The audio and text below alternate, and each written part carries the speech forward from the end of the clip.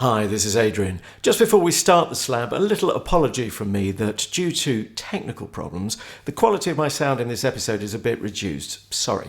I can assure you, however, the standard of my humour is unchanged. That's always awful. Enjoy the show anyway. Cue Shane!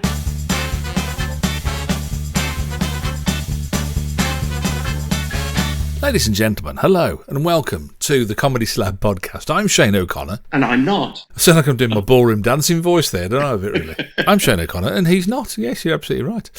This is the Comedy Slab podcast. If you're not caught up with us before, where have you been? We've been slogging away for, what is this? Oh, this is our 99th episode. Yeah, stick a flake in it. So you get a flake with this one. Oh, the old ones are the best. Yeah, we've been at it for a while now, critiquing comedy. Every week we choose a comedy programme to watch or to listen to, depending on whether it's a radio programme or a TV programme or something off the internet. It could be audio or visual, couldn't it, that one? And we have a chat for around about an hour and we talk about what we liked, what we didn't like, what we thought worked, what we didn't think worked. We try and be even-handed about our criticism or critique. You did say that one week. You said, what's the difference between criticism and critique? And I said, I don't know. What is the difference between criticism and critique? And I never did find out. No. Well, I think the difference is you can pronounce critique. I think you had about 6 S's in criticism. I just put a bit of whiskey in my tea and it's That's fatal. what you had. It is. It's fetal. And that's the position you're in. I will be for the rest of the podcast. We're going to play 3 clips throughout the podcast of the show that we are throwing onto the slab. And before we finish up today, we'll also give it a mark each out of 5, giving it a grand total out of 10, just to give it a bit of an idea of where it fits on the scale. It was my turn to pick last week. I think Adrian's engineered this all along so that when we get to episode 100, he gets to pick what we. Yes! I thought of that 2 years ago. I thought I must do all the even numbers. I even had to go into hospital to. Did that work? You did, yeah. That's my favour. Yeah, because I think it was an odd number of weeks, wasn't it, or something? So it was an odd stay in hospital. It was an odd complaint, but I'm not going into it here. In fact, they wrote that on his notes. They said it's a very it's very odd. We're not sure what we have here, but we're going to amputate it. Anyway, the bit they threw away came back to do the podcast for us. So that was quite oh, you rotter! Well, it was my turn. I'm not really quite sure whether you'll be a fan of this by the end of watching it a couple of times as you have. It is a programme. It's getting on a bit now, showing its age actually. Not least the fact because a lot of the people that they lampooned, or is it a lampoon? Would you say is that fair to say? Yeah, I suppose so. Yeah, or spoofed. Or it's not. It's not serious enough to be called a satire. So yeah, and it's not done in a nasty way, is it? It's not. They don't. Well, do you think? I'm trying to get my opinions now. Oh yeah, sorry. I don't. Yeah, okay. Don't entrap me like an entrapper. Some of them, not all of them, are no longer with us. So that tells you how long ago it was put about. But it's still available, still on the Channel 4 website. It's a program called Star Stories. Had you ever come across it before? No, I hadn't. So completely fresh to it, and sadly haven't seen any other episodes. But hey, I was a clean slate, ready to make up my mind for the first time. Okay. In full disclosure, then, I have seen all of the series. I think all of the 3 series. Wow, that's a lot of average. And I've seen them more than once. Some of them as well. But the one that we slabbed, actually, the episode that we slabbed, I didn't particularly remember a lot of it. But it was the first series, and it was episode 2, George Michael. I mean, as you would assume from the title, Star Stories, it's all about an alternative take on what the story could have been. Or what probably happened behind the scenes, or there's a lot of that kind of sort of making up their own narrative as they go along, isn't there, really, and kind of giving people an idea of how it could have happened, I think, in a lot of cases. And the episode that we watched was George Michael, and of course quite a lot to go out there in terms of him in his solo career and also with Wham as well. We also on the Comedy Slab, we also have a little bit at the start where I kind of try and guess, if it's my turn to guess what Adrian thought of it, and the weeks that he does it, he has to try and guess what I thought of the particular programme before we play our first clip. So shall I do that, and we'll get that done and get straight to the first clip then? Do you know what? I spend more time worrying about this now than I do about what I'm going to say about the programme. I thought you were going to say more than you worry about your 2 young children. Oh, well, it's a given, isn't it, really? I mean, goodness knows where they are at the moment. Left one on the bus the other day. What a nightmare. No. The bus driver. Yeah.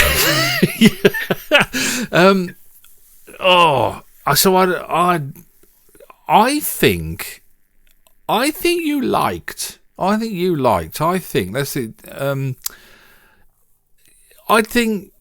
yeah. I mean, I think you're like me, and I think you kind of like that where reality meets comedy and kind of bends light. That sort of, oh, did it happen like that? Did it happen like this? Or the Spinal Tap sort of thing, where there's a basis of reality in there. The Office is another good example, where there's a reality anchor, but then it kind of goes. I think you kind of like that. I reckon you're a 3.5 or a 4. I think you quite enjoyed it. That's what I say anyway. But obviously, he's giving nothing away. He's got his resting bitch face on at the moment, so. We should say that was a genuine quote from last week's show. That uncle. Yes, although I had heard it many times before, I must admit. So, although they didn't get it quite right, did they? I thought they called it something else.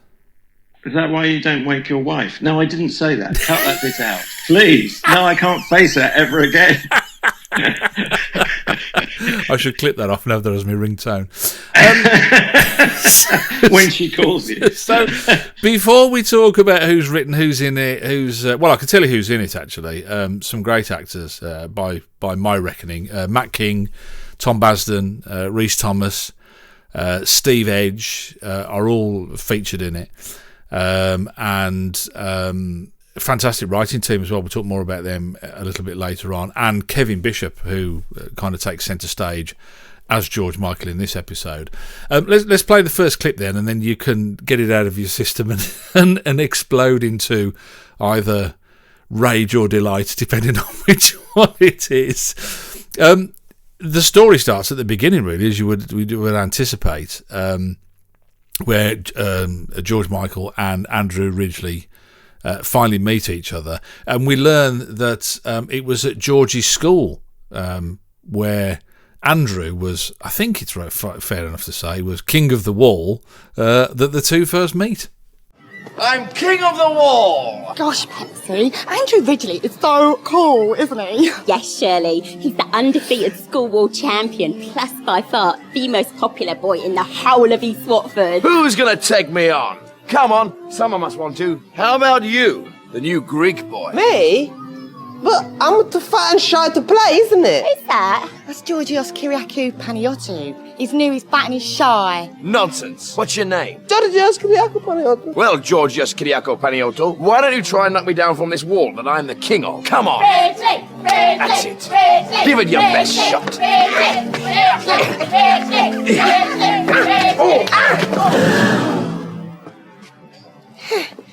Yes! I'm a king of the wall, isn't it? It was the first time a crowd had chanted my name, and I liked it. Something changed in me that moment. Congratulations. Good show. Thanks. Hey, my voice. La la la la. It's changed. I can sing like an angel. I won't be needing these anymore. Well done, lad. Somehow, I don't think you'll be Georgios Kyriakou Panayiotou anymore. No, Andrew Ridgeley, I'm not. You've helped create someone new, and I'm going to call him George Michael. Yes, you probably want to shave those eyebrows, though, old boy. And perhaps lay off the pies. It's obviously a very eyebrow show. Please, Charles. Right. Did he want a headline yet? Or I can't remember what the formula is. We've only done it 100 times, nearly. Yeah. I'm trying to think of something built around Woody Allen's Stardust Memories, but it's not really coming to me. So, Sawdust Memories. That's it. Sawdust Memories or Sordid Memories. It's getting a bit obscure, isn't it? It is. I don't know if that's good or bad. I could tell in the silence. If it's a real headline, I'd go, what's happened? Yeah, what's the story? It's kind of failed as a headline, hasn't it, really? Are we all right? Are we going to be hit by a meteorite?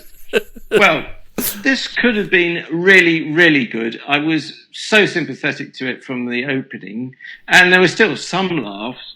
And it didn't hold me back any. That just a reminder of people tuning in to a Comedy Slam for the first time. That's a nice antiquated term, is it? Tuning in to a podcast. I was raised in or brung up in Watford, not East Watford, although there's no such thing really. But my sister lived in Bushy Heath, which is close to Bushy, and I was raised with her. The family home was in Oxley, which is a rival village, which is older than Bushy and at least 10.5 times better, except for people listening from Bushy. Anyway, I've never known an area that has so much local rivalry with places that nobody's ever heard of. Oh, you have every area. But the thing is, well, it's in the Doomsday Book, Oxley. What a small world it is. Did I tell you that? And I would have spent time down there going to see. My brother at one time lived in Kings Langley. At the posh end, as I call it, KL. Yeah. It was I always nice. confuse it with Kuala Lumpur, though, when people say KL. Although it doesn't have a Menara Tower, does it? So, it's... there is that, yeah. It's horses for quite courses. low rise. Or a monorail, in fairness. Yeah. But, so no, I'm just saying what a small world it is. I mean, I wouldn't want to paint it, obviously, but, it is. It is a small world, isn't it? Well, if anyone can paint it, you can. But you take your time. But you're on an hourly rate. So. And, of course, you've also got connection with Pinner, and he used to live in Pinner as well. You're not confusing him with Reg Dwight? I thought you got connections with Pinner as well. I thought you... Well, my dad lived there, yeah. That's right. But I'm not aware of George Michael's connection. No, my brother lived in Pinner. I hadn't even got onto George Michael. Are we talking about your brother? Yeah. Or someone really famous? Yeah, no, my brother was Andrew Ridgeley. Didn't I tell you? No, he wasn't. That's really Andrew confusing. Ridge of High Pressure. Yes, yeah. Well, I once did a disco. You see, everyone in Watford, Bushy, surrounds, has got a George Michael story. And sooner or later, you've got to have mine. Actually, I've got several, because, of course, I worked with him later in life in my professional career. But you can't get far in Watford without tripping up on someone who says, so-and-so knew him, or we went to the restaurant, or whatever. Yeah. And I did a disco at Bushy Meads, not Bushy Comprehensive, because there was no such school, of course. It's a fictional place as far as this, created for this show. But Bushy Meads was where both Andrew Ridgeley and George Michael... I really should learn his Greek name now, shouldn't I? You hear it many times in the show. Anyway, I did a disco there. I'd love to say that I was taunting the crowd about Wham, but actually what I remember doing is I was a disc jockey of the gramophone variety, the dancette, and this was for the sixth form, whatever, at Bushy Meads, and I remember taunting them about being Duranis. And anyway, that got them going. If you wind up your crowd with a bit of friendly banter, it's banter. When you say that, it's a shame they didn't try and shoehorn in a bushy eyebrow gag, wouldn't it? Really, that would have been. They should have done. Or a flagon of meads, Bushy Meads. No, nobody would have known that one, would they? Anyway, so you didn't like it then? Well, no, I enjoyed it until the point, and for the rest of the show, it becomes utterly obsessed with George Michael's sexuality. Yeah. And of course there are jokes to be had about sexuality. George joined in, didn't he, in Extras? We slabbed that, Extras, where he's on Hampstead Heath. Yes. He's sending himself up, after the gents' toilet incident, which somewhat inevitably is mentioned here. Look, if there were no gay people being persecuted, I mean, there's terrible stuff still going on in large parts of the world. We might think we're in a better place now. I mean, we've had the act, the decriminalising homosexual activity was 1967. It's over 50 years ago. But it's not wonderful here. But as people die for their sexuality, I'm sorry, the gag just dies for me. There's one or two laughs, but not the entire blimmin' show. Because I was watching Harry Enfield clip on YouTube just before we started to record, and it was It was the one where Harry Enfield plays the dad, and he finds out his son is gay, and he brings his gay partner home. Gay and grey. Yeah, gay, grey. Yeah, and the dad keeps making sort of double entendre comments and oh god, I should have said that and all that kind of thing. And as I do, and I do this now, I'm always fascinated by what people are prepared to type on these kind of things. And on YouTube, oh, here we go. Everybody, to a man, woman, and whoever had got a keyboard to them, were pro the sketch. And there were quite a few people on there saying, well, I'm a gay man, and I found it absolutely hysterical. In fact, I've been in situations like this, and I remember my dad, trying to come to terms with it and blah, blah, blah. And I just thought, because I would have thought there would have been dissenting voices there. Well, can I be a dissenting voice and say, how do we know someone who types on YouTube, I'm a gay man? You don't know if they're gay, straight, male or female. No, but I mean, you don't know anything, do you? You have to take something on face value, otherwise you would be there going, how do I know that, it was actually somebody who typed it and it wasn't an algorithm? Well, it's probably a Russian bot. It's a bot, isn't it? Of course it is. Sponsored by Putin. Yeah, there's loads of those. Okay, no, if we take that at face value. But no, all I'm saying, and I think you're right, I'm not disagreeing with you, because I actually put in my notes as well that it kind of became a bit strained. It was a shame, really, because you're right. You used the word obsessed, and I think you're right. It did become just that. In every gag towards the end. Yeah. It started off balanced. There's a whole sequence with Michael Parkinson where it just lists all the pejoratives. Which I thought... Yeah, I knew you'd laugh, because you'd laugh at a funeral, wouldn't you? But then you wonder, look, it's a comedy. It wants to get laughs. It obviously got them from you in just me recalling it. And I can laugh very unsoundly, so there's no point me trying to be the angel of the piece. But there's also laughs amongst mates in a pub, if anyone can remember those places. And there's putting it out there on national broadcaster, and it stays on the app for, as far as we can make out, very often all the time. So there's a duty of care to your audience and to minorities within the audience. We've always disagreed on this. I mean, I always think, and it's about intent. It's about, if the intent is... Okay, help me out here. What is the intent? Apart from eliciting a very un-PC laugh, or is that it? Am I looking for something that simply isn't there? Oh, yeah, I mean, it's funny. It's either funny or it isn't funny, in my book. I mean, the PC thing doesn't even enter into my lexicon, really, because I just think, well, it's not, it doesn't, it's like, I was thinking about this, and you say, oh, well, that's a very minor thing. Well, yeah, it is, but it could be still equally as hurtful. I was thinking about the Baldy Man. Was it Gregor Fisher who used to do that character with the 3 strands of hair over his head? He was a kind of fat guy. Who played Rapsy Nesbitt. Yeah, and I remember, I lost my hair at a very early age, and I remember seriously, I was really devastated. I really was. I thought it was the end of the world, if not the end of my life. That's how seriously devastated I was. And because people would, comment on it and all that sort of stuff. But I kind of think, I never found that offensive, because contextually it was about comedy. It was about making people laugh, and there wasn't an intent. It's the difference between having a laugh at the expense of somebody, which I think was last week we were talking about this, and said it's always at the expense of somebody. Comedy, it is always. It's whether you. I'm not sure, because wordplay doesn't have to be. But if you limited all comedy to something that didn't cause anyone offence ever, you'd be quite narrow, wouldn't you, in your scope, really? Yeah. But let me come from a different angle, which is the writing angle, the creativity angle. It's just like they've run out of ideas. So I could attack it on that level. Never mind any offence or otherwise to the audience. It's just a bit lame. It's like. Well, I've a mate of mine, coming back to Woody Allen, we're going back years, Zelig. Do you know the film Zelig? Or know the premise of it? No. I can tell it in a sentence, really, which is not a criticism of itself, because lots of great they call them high concept things, don't they? It can be summarised in a sentence. Essentially, you see him, he is overlaid. It was an early example of overlaying visuals.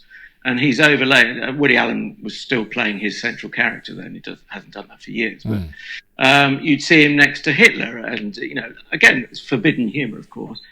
But I'm not talking so much about that as the fact that every scene was this fictional character, Zelig, pops up in big historical moments. And my mate called it a one-gag film. And this becomes a one-gag show. And that's just not healthy for anything creatively.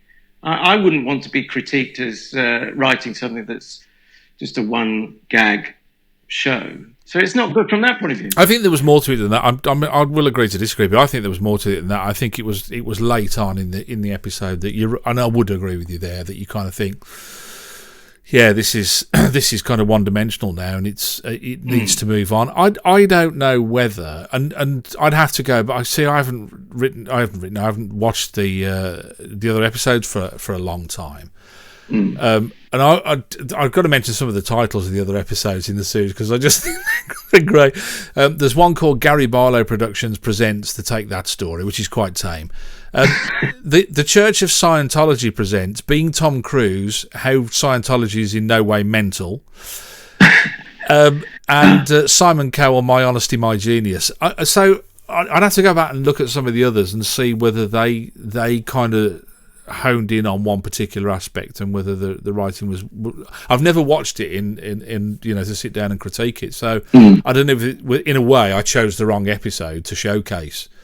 No. Well, I loved the Bushy references, and look, this. As I said, I'm not putting myself up on some kind of moral angelic pedestal because it'll only be torn down by the mob, and there were lots of sort of laugh first, feel guilty afterwards moments. It's just that you said one dimension, and no one really. I wouldn't have thought any writer goes out to write a one-dimensional thing. So it makes me wonder why it's like a stuck record in the end. Yeah, how do you look at it on paper and go, oh, hang on, this is all sounding a bit, or even if you go in the rehearsal room and you go, well, this is all sounding a bit the same, isn't it, really? So I still think you're doing it an injustice, and to try and prove my point, should we have another clip? You're telling me my opinion is wrong? Yeah, well, isn't the law of Comedy Slab like Fight Club, only different? No, I'm telling you, you're wrong. I don't care about your opinion. I thought I made that clear in episode 2. I don't care about you whatsoever. In fact, if I was editing this week, sadly I'm not, I'd edit you out. Yeah. You just have one track. Exactly. You. Mono me.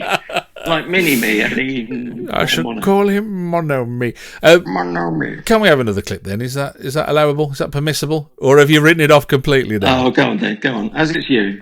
George gets invited to perform on the Band-Aid Signal. See, I think this whole section is wonderful, where they explore the dynamic between the other pop stars. Well, this is where it opens it up, and it's not obsessed by sexuality, although there's references to it, but but it's irreverent, isn't it, about something that was very revered, or we were meant to revere at the time. Yeah, but anyway, he's been invited to sing on the Band-Aid single, and as he soon finds out, not everyone is as friendly as he thought they were going to be. You're that George Michael feller out of the Wham, ain't you? Yeah. Hello, Bono. Poor Weller. We're going to duff you up for not being a serious musician. What do you mean? There's no feckin' subtext in your lyrics, you feckin' idiot. Yes, there is. It's just hidden behind all the fun. What are you talking about, fun? Do you think I try and looks like a big wasp? Because it's fun. Pop music's not supposed to be fun. Pop music's an art form, you big hairy like the opera or the painting or something. Let's kick his heading. Get off! Seriously! No, come on. Okay, Quick. Hello, everyone. Great to see so many friendly faces. Oh, yeah. FYI, my name's Midge Ure, and I co-wrote the song with Bob, and I'm also jointly responsible for today's events. That's enough, Midge. Oh, sorry, Bob, I didn't realise you were actually here. Okay, over to you, Bob. Cue Bob. Right, are you Wham? Yes. And, thank you for... Give us your money. But I'm here to sing. I said give us your money. Probably best if you just hand it over, he's got a knife. That's all I've got. And don't get thinking you're bigger than me and the Boomtown Rats. We are massive. I don't need this, Wham. The rats are huge. You hear? Huge. No. No. Go and sing my f***ing song. No, see, I did enjoy that sequence, but all the more for the fact you were corpsing while it was playing. Giggling like a little schoolgirl. Do you think I dressed like a big wasp because it's fun? But also, did you notice how Bob Geldof came from the north, not the south? I thought he was. No, he's from Dublin, isn't he? Is he Dublin? Yes. Yeah. Yeah, which is why Mrs. Thatcher, who's so clued up on these things, said he was a true Brit with true grit. Right. Clearly, the researcher should have got fired for that. Yes, what to say? Yeah, I enjoyed it because it's popping the balloon of pomposity, is it not? And I mean, Bono might not appreciate his name being mispronounced and being portrayed as, dare one say, like a bully, whatever. But yeah, so I enjoyed that bit. And people can say, "Oh, you're terribly inconsistent, Adrian," and I suppose that's true as well. Oh, we didn't hear the song. You see, again, for me, it's all about. It's close to what you've said, but I talk about the focus of a gag, and there's a send up of they don't do "Feed the World," but they do something with famine very much in the title and the chorus. And it's not, for me, the focus is not trivializing famine, but it's sending up massive pop star egos, and just the ridiculousness of it. But hey, if someone wants to say I'm inconsistent, yeah, sure, you will find plenty of inconsistencies. Guilty as charged, Your Honour. When you think about Band-Aid, and if you've ever looked at the lyrics of that song, there won't be snow in Africa this Christmas time. I'm pretty certain there hasn't been snow for quite a few Christmases. Yeah, and where do they celebrate Christmas across Africa? Yeah. Not every country, I wouldn't think. So there is a bit of inbuilt pomposity that you don't need to kind of make up. It's to me. Of course, but Bono was given the line. Sorry, in Don't They Know? He was given the line with word God in, which caused a degree of bemusement amongst my friends. I said they only gave that song, thank God, blah blah blah, to Bono because he's a believer. Sorry, finish your point. I didn't know that. I don't remember there being any. Yeah, I'm not going to sing it. We'll get done for copyright. Yeah. No, it'll be such an exact copy. The censors on YouTube will think I'm actually Bono. I've reached the Band-Aid word limit. We can't actually quote anymore now for copyright reasons. No, I was just going to say I love that kind. It's like almost like an arc off reality, isn't it? So you've kind of got. There's the straight line of reality, and they kind of go along. Hang on, this is a bit visual. I feel I should be looking your picture, although you should be describing it to our listeners. I've only just got my hand in the air. I wasn't really doing anything. How long have you been holding it like that? We're looking at each other on FaceTime. For quite a while. Not like that. No, I can't actually do that. I went to the doctor and said I can't do that. He said, "Well, don't do it." Don't do it then. But there's like a kind of there's reality, and then there's. So I've broken my leg in 3 places. So don't go to those places. I'm going to finish this sentence if it kills me. Yeah, they take an arc off it, and that's what I love about it is that you kind of feel that he isn't far away from the truth. I mean, the whole concept, the whole idea that Midge was kind of the underdog. So you kind of, and the idea that Paul Weller is going to be. He wants to duff him up. He's an aggressive. And it kind of fits That's in. believable. Yeah, it fits in with the persona of the music, doesn't it? And him being involved in Red Wedge and all of that kind of stuff. And it kind of like it just kind of meanders around the centre line of reality, which I really love. I think it's fabulous for that. What about? I've got to say, I'm a big fan of him anyway. Matt King, who plays Super Hans in Peep Show. Oh yeah, I love him. As Elton John. I mean, that is this is where people really will throw the book at me. I loved Elton John's wife, who were from Doncaster. Oh, it was Steve Edge, wasn't it? See, now again, he's another actor who I kind of think deserves more than he's getting, and I think he not. Where do we know him from? You'll have seen him, Steve Edge. Well, I know because he's a Cannock lad. He's a Staffordshire boy. He's from my kind of neck of the woods. Does that make him an iconoclast? No, carry on. Oh, very iconoclastic. Oh, I'm just reading. He was in The Reluctant Landlord, not necessarily the one that we saw. Yeah, he wasn't in the. I was hoping he was going to pop up, but he didn't in the episode we saw. He's been in Benidorm, Phoenix Nights, the spin-off Max and Paddy. He was in Mike Bassett, where Ricky Tomlinson played the England manager, Mike Bassett. And he was his assistant manager, Steve Edge was. He was just awesome. And curiously, he pops up quite a lot in an advert for Caesar dog food, where he plays a security guard in a tower block, and he's got a little, it looks like a little Yorkie or something like that, and he feeds the dog food, and he sits down and has his sandwiches on while he's at work. Really taking in all the details, haven't you? Well, I just thought that's Steve Edge. I thought because knowing his face or whatever. But yeah, I mean, you're all right. He said. And was it George Michael was going to say you're a bloke? He was going to say to him. He said, "But you're." He said, "What? What did he say?" He said, "Welsh was it or something? German?" He said, German. He said, "Oh, a lot of people." Where did that come from? I'm from Doncaster. Anyway, it were a gruff Doncaster accent, and of course it's a bloke, quite a butch bloke. Awesome. Certainly playing a butch woman. What did you think? Talking about stereotypes and upsetting people and that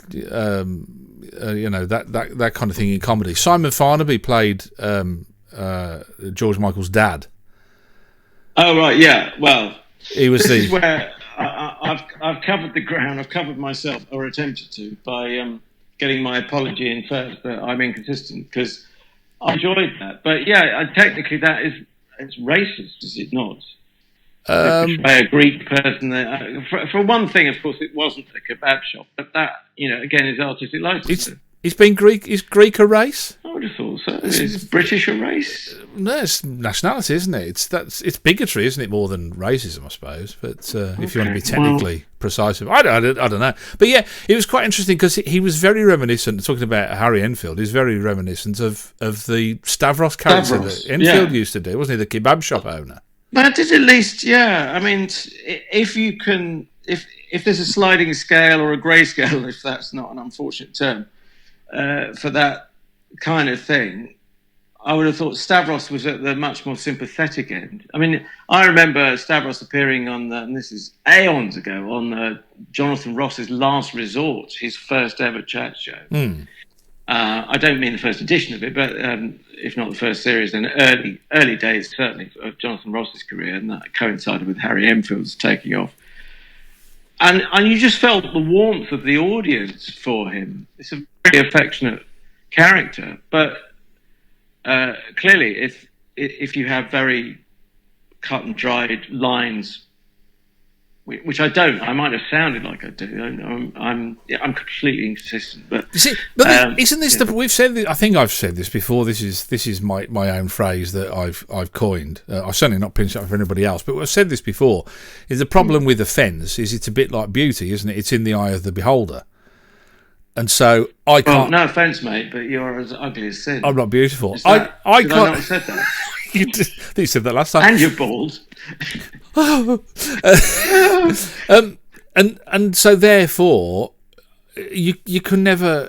You can't argue it, can you? Because if somebody says I'm offended, you can't go, well, no, you're not. Because no, it's like you telling me my opinion was wrong. Well, my opinion is but my it was. opinion. I mean, that's different. No, but you're it was. Wrong. Yeah, yeah. Oh no, I didn't care about your opinion. It was. We should mention it's an objective production for Channel 4. Yeah, and I'm glad you did because I don't know if you picked up on that. And I said Matt King, who played Super Hans in Peep Show, was in it. But did you get the connection between Peep Show and Star Stories? An objective? It's not David Mitchell. Andrew O'Connor? Oh, yeah, we've talked about him before. Yeah. I'm an impressionist. Yes, I'm very unlikely linked to cool comedy. Just before I forget, I had forgotten again, Matt King was born in Watford. That's right. Yeah, that's probably why he played Elton John. All coming together, isn't it? Yeah. Well, it should have been born in Pinner then. Pinner there, yeah. Lived, and your brother lived. Very confusing. Now, do you know Bert Tyler Moore? He's one of 3 writers. We should mention them all. Lee Hupfield, Bert Tyler Moore, and George Jeffrey. Yeah. So 3 people credited. They've even got in brackets, Bert Tyler Moore is credited as Bert Tyler Moore. Doesn't really work on an audio podcast, but the difference is the hyphen. One's got a hyphen, one hasn't. Do you know his claim to fame? It's a fantastic one. Don't you remember that George Jeffrey and Bert Tyler Moore were the writing duo who brought us Pete versus Life with Rafe Spall?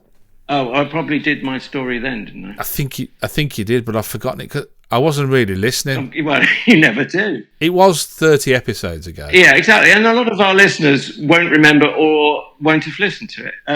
I've got to do it because it's so fantastic and so off the wall. Sadly, I've never seen Bert Tyler Moore as a stand-up. I'm sure I should be searching for him on YouTube, as should everyone listening. But I am told, because I interviewed Kevin Day, who's a stand-up I remember from the alternative comedy days 30 years ago at the Comedy Store when it was on a different site. These days, people might know him if they're watching credits like a nerd like me. He writes for Have I Got News for You? He writes the chairman's script or chairperson's script. But anyway, he was the compere.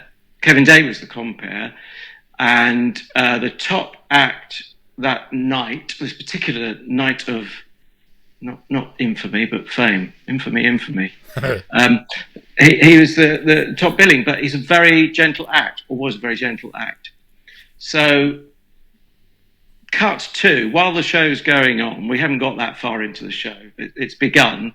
Guy gets into a cab, he's just flown into Heathrow. You might suddenly remember the story, but don't ruin the punchline.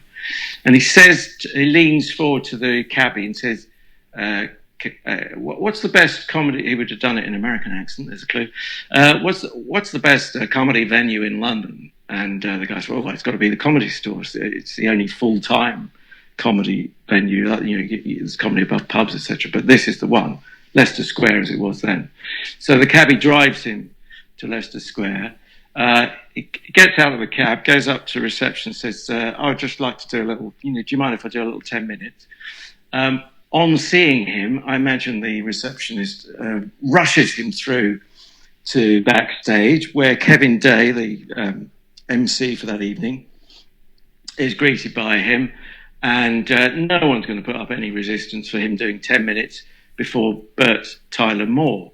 And Bert actually starts to make the assumption he's not going to go on because he'd be following this guy.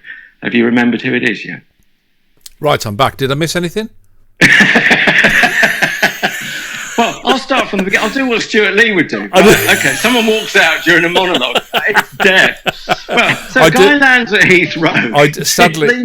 Sadly, I do remember who it was, but I will not ruin it for you.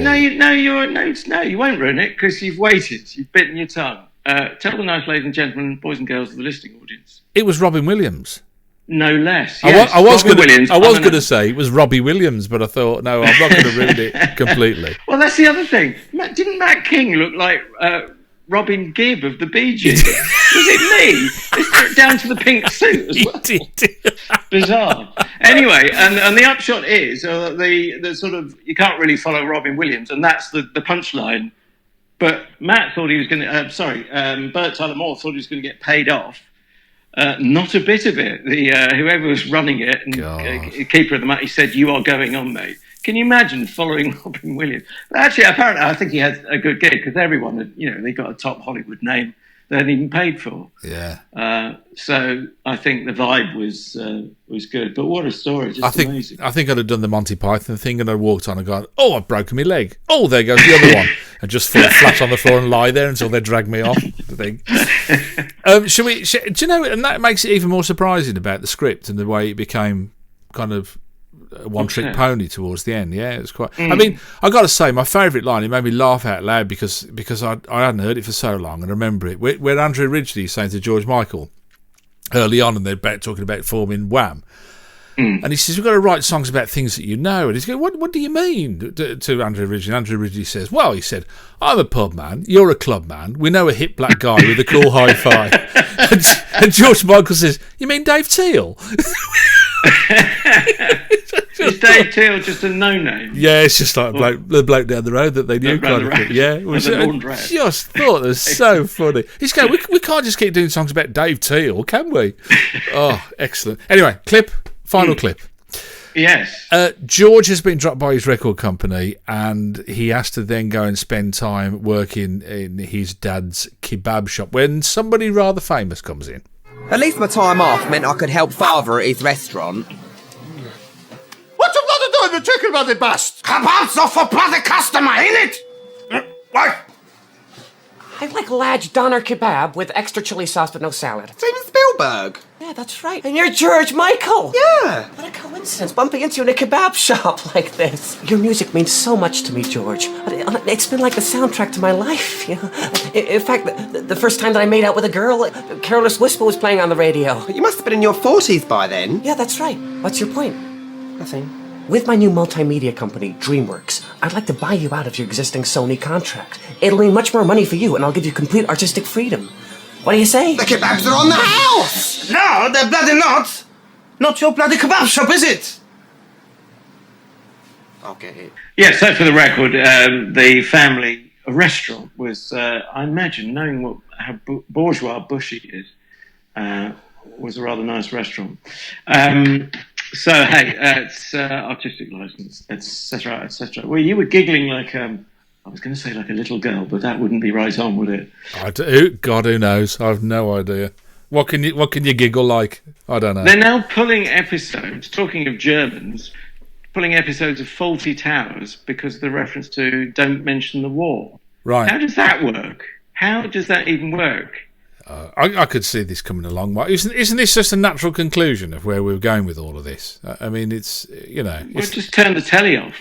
Yeah, I mean, and that's the thing, isn't it? I saw a thing tonight saying that a library in the United States, a university library no less, is going to go through its catalogue and eradicate books from its library.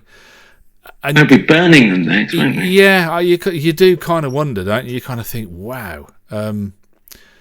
Yeah, so it's I don't know. And like I say, you know, the problem with the fence is that you either are or you're not. It's a very binary thing, isn't it? And also, it is down to the individual. If you are offended, then you're offended, and there's nothing really you can do about that. I mean, it's just I don't know. It's so difficult to know where you go with all of this. But the thing is, I mean, people would say I'm being a real bore unpicking a good gag in Fawlty Towers. Those I would have still thought were in the majority. Those people who know it would enjoy the gag, but actually, the gag really doesn't work if you know German culture. But of course, gags are all about fiction, really. The reality is, if anyone mentions the war, it's Germany. You know, having seen kids being taken around, I was at Buchenwald, where there was a concentration camp.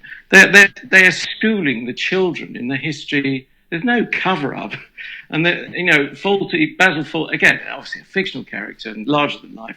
He didn't need to tiptoe about it, but this to me makes it all the more insane to pull those episodes. Who's going to be offended by that?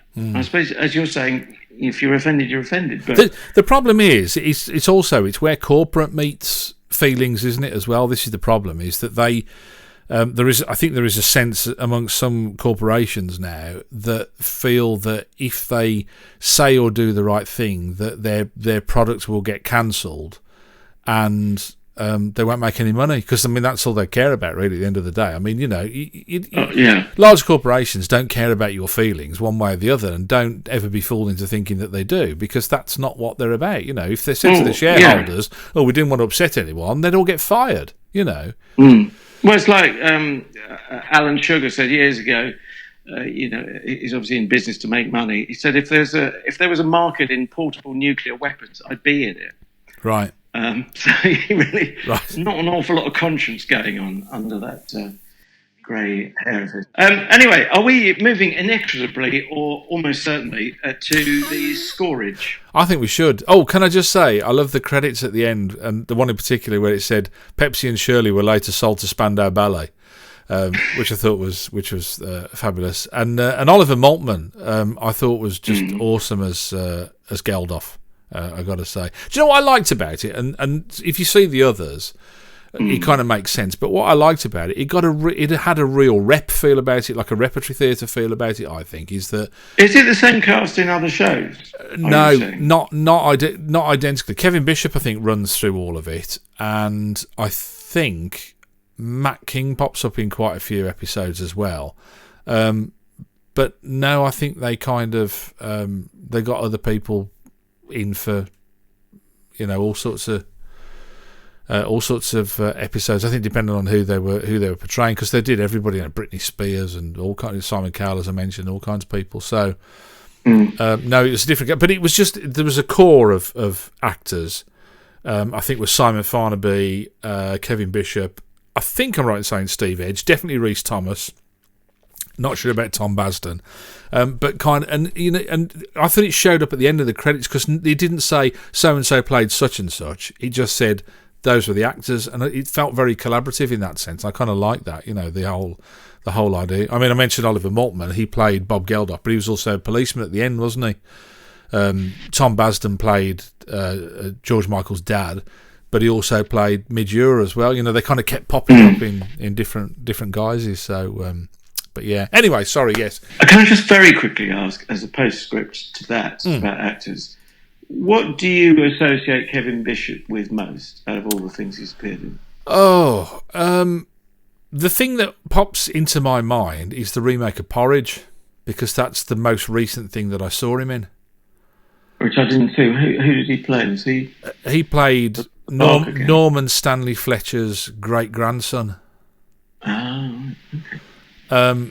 But other than that, I don't know. I mean, I've seen him in stuff. His first ever TV. He played a character called Stupid Brian in My Family. Your favourite sitcom ever, if I remember correctly. Yeah. What a piece of work that is. That's what they say about you. What a piece of work Shane is. Again, he's a bit like Steve Edge, isn't he? Again, I kind of think Kevin Bishop. He hasn't, he even had his own show, but it kind of never, kind of broke through to that degree. Oh, I think. Look, he's young enough. He was only born in 1980, which is very young in my book. True. Might not be in everyone's book. I mean, he's 40 now, but he's on people's radar. I'm always thrown by the fact that I worked with a director called Kevin Bishop, so I have to do a double take each time he's mentioned. Right. But that's going back. So, to the scores on the doors, Mr. Ford. I am torn between 2.5 and 3. I'm going to be generous. 3. What the heck? See, I said 3.5, didn't I? So I wasn't. Well, that it far would have been 3.5 if it wasn't for the complete ODing on sexuality references that just weren't funny enough. I mean, I did like the camp performance. So again, utter inconsistency, but and I was with it from virtually frame one. So they lost me through that, or they lost half a point at least, possibly 1 point. To your score, you're sounding more like a 4 to me, or certainly a 3.5. I am a 4. I loved it. I mean, I got really. Although I wouldn't disagree with what you said towards the end.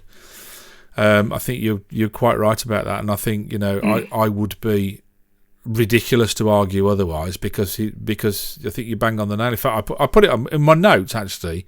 The last entry on my notes said the gag's a bit one-dimensional towards the end. I was absolutely with you all the way on that one. But having said that, I love the cast, I love the writing, I love the premise, I love the fact that it has a basis in fact, but then it can become as ridiculous, it can stray as far as it likes from that line and then come back again, and it does as well. So yeah, for me it was a 4 all the way. So 7 out of 10 for Star Stories, and thank you Channel 4, you are fast becoming my heroes when it comes to watching comedy, because you can see all of Star Stories on their website, all 4. All you have to do is sign up. It's totally free.